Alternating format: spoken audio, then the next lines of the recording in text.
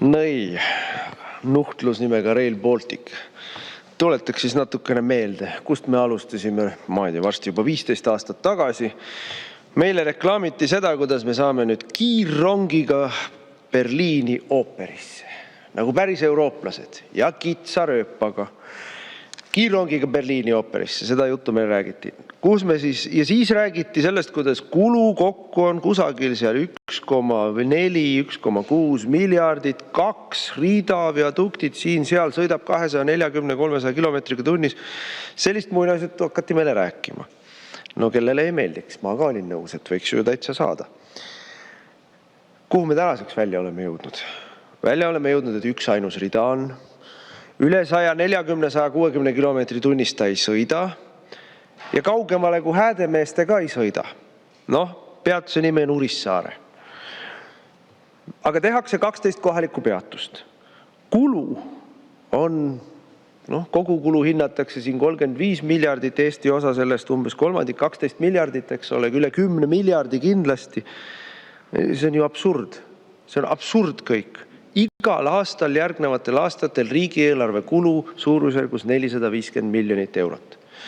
Ja korra vaatame, siis paneme see kõrvale.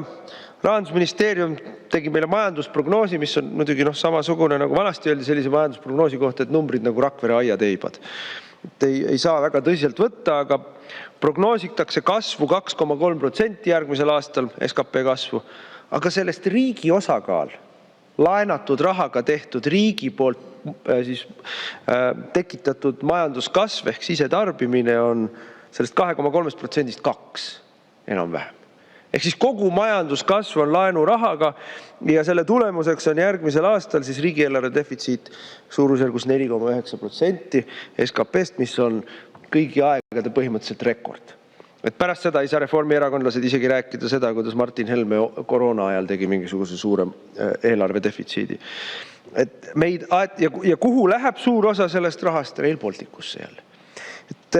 Meil aetakse mõne aastaga, silmnähtavalt riik aetakse pankrotti kiirraudteega Tallinnast Häädemeesteni, millel on vahepeal 12 peatust kohalikuks peatuseks.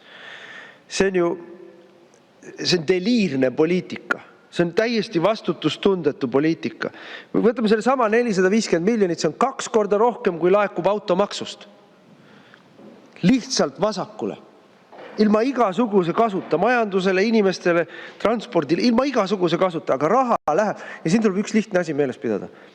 Raha, mis ära kulub, kellegi omaks ju saab. Keegi saab rikkamaks selle võrra.